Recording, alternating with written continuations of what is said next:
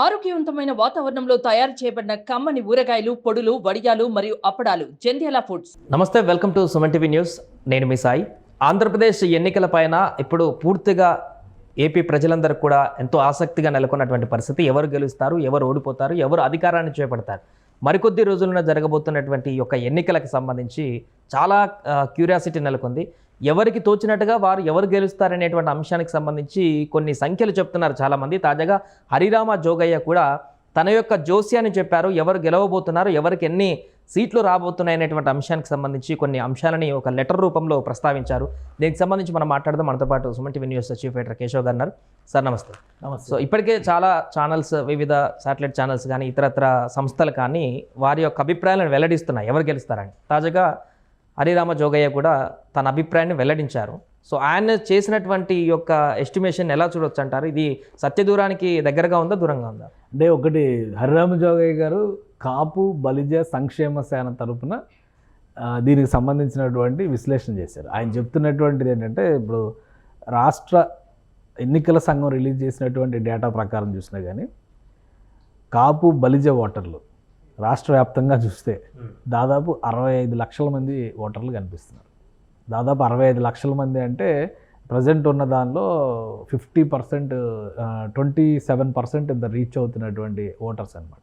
So ఇంత పెద్ద number ఉన్నటువంటి ఓటర్స్ మిగతా కమ్యూనిటీస్లో లేరు. ప్లస్ ఈ సంక్షేమ సేన తరపున ఆయన అనేక కార్యక్రమాలు జనసేనకి ప్యారల్గా చేస్తూ వచ్చారు. తర్వాత జనసేన కుదుర్చుకున్నటువంటి పొత్తులపైన ఆయన విమర్శలు చేశారు. వీటన్నింటినీ కూడా మనం చూసాం.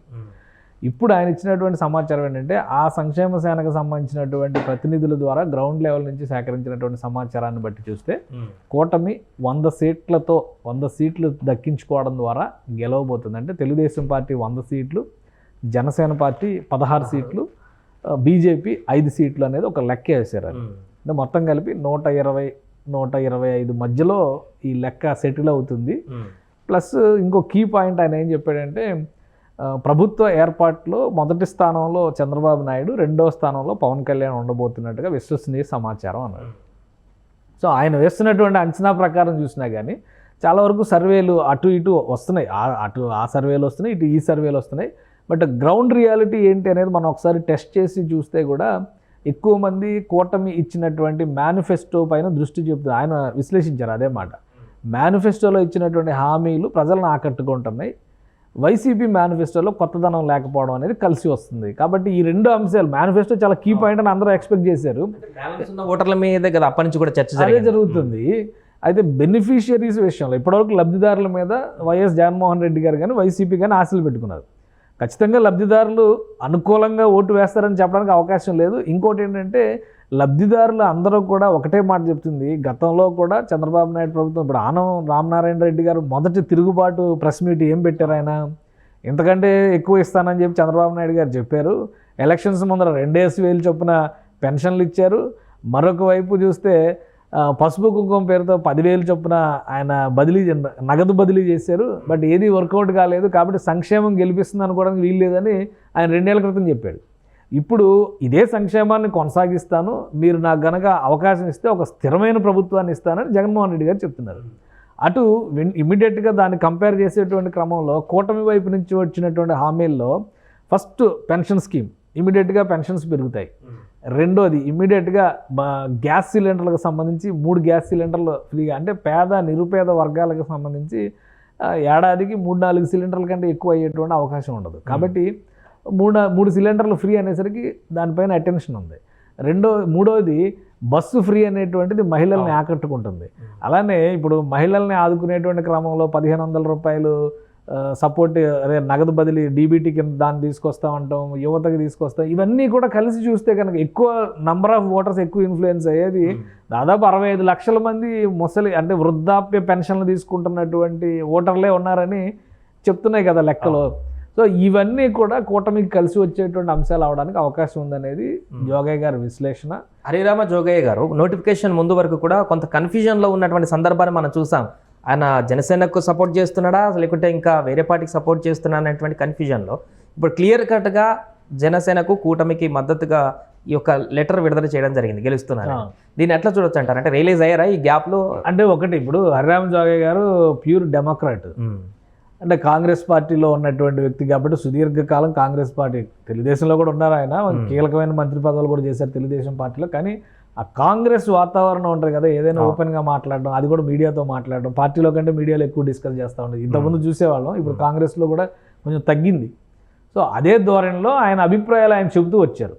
ఇంకోటి, జనసేన పార్టీకి అఫిలియేటెడ్గా సేన పనిచేస్తుంది అనేటువంటి మాట ఎప్పుడు చెప్పాల. కాకపోతే కాపు సంక్షేమం కోసం ఎవరు పాటుపడితే వాళ్ళు ఉంటారు. ఇప్పుడు కాపు నాయకుడిగా పవన్ కళ్యాణ్కి మేము అండగా నిలుస్తామని ఒక మాట చెప్పారు ఆయన. ఎప్పుడైతే పొత్తుల విషయంలో చాలా తక్కువ నంబర్కి ఒప్పుకున్నారనేటువంటి భావన కలిగిందో అక్కడ ఆయన విభేదించి పవన్ కళ్యాణ్ గారిని ఉద్దేశించి ఆయన లేఖలు దుమారం లేపినాయి. దానికి అనుబంధంగా జరిగినటువంటి కొంత రగడ దీనికి ఆజ్యం పోసింది.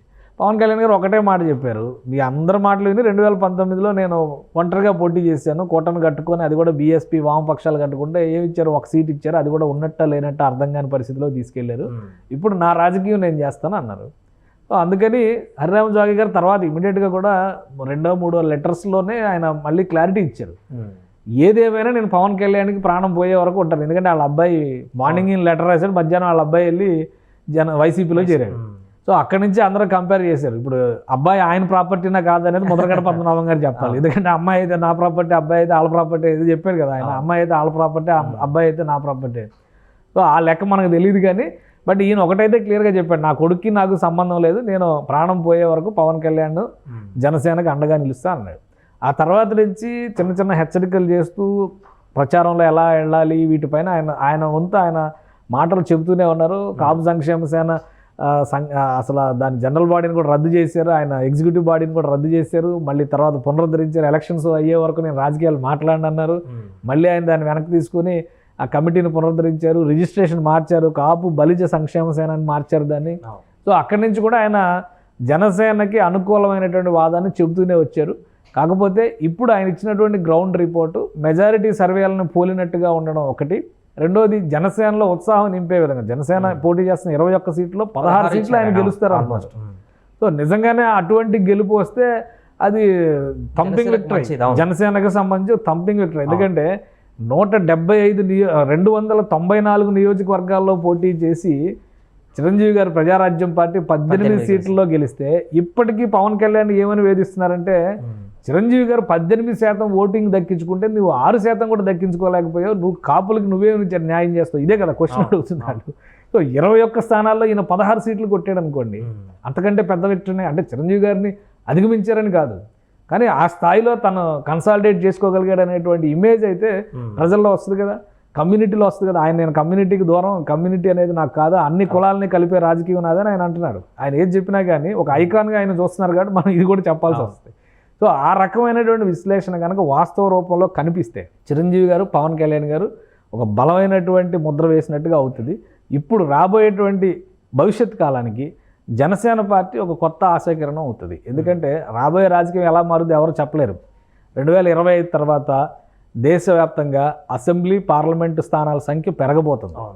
ఆంధ్రప్రదేశ్లో కూడా ఈ విభజన చట్టం ప్రకారం ఈ పార్టీకే పెరగాలి, కానీ కేంద్ర ప్రభుత్వం చేయలేదు కాబట్టి రేపు 25 తర్వాత దాదాపు ఇంకొక 50 స్థానాలు పెరిగేటువంటి పరిస్థితి ఆంధ్రప్రదేశ్లో ఉంటుంది. సో జనసేనకు అక్కడ కొత్త స్పేస్ వస్తుంది. రెండోది, 27 నుంచి మహిళా రిజర్వేషన్ అమలు చేయాలి కేంద్ర ప్రభుత్వం చేసినటువంటి చట్టం ప్రకారం. సో అక్కడ ఒక కొత్త స్పేస్ వస్తుంది. ఇవన్నిటికీ ఒక బలమైనటువంటి రాజకీయ పార్టీగా జనసేన పార్టీ అడుగులు వేయడానికి ఇది ప్రారంభ సూచిక అవుతుంది. ఇక్కడ కనుక ఇంత బలమైన విక్టరీ సాధిస్తే, సో దాన్ని అర్థం చేసుకుని లేదా దాన్ని ముందుగా అంచనా వేయడం ద్వారా పవన్ కళ్యాణ్ ఈ నిర్ణయం తీసుకున్నారేమో. ఎందుకంటే ఆయన వ్యూహం నాకు వదిలేయండి అంటున్నాడు కదా, కాబట్టి వ్యూహం ఆయనకే వదిలేయాలని హరిరామ జోగి గారు డిసైడ్ అయినట్టున్నారు. ఆ క్రమంలోనే ఈ లెటర్ రాసినట్టుగా అనిపిస్తుంది. రిజల్ట్ ఎలా వస్తుంది అనేది రేపు 13వ తారీఖు ఓటింగ్, 4వ తారీఖు కౌంటింగ్ రోజున చూడాలి.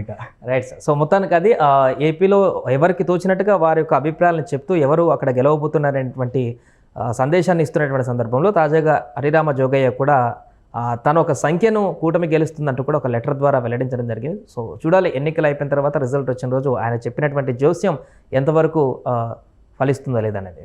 సుమన్ టీవీలో మీ పర్సనల్ అండ్ బిజినెస్ ప్రమోషన్స్ కోసం కింది నెంబర్కి కాంటాక్ట్ చేయండి.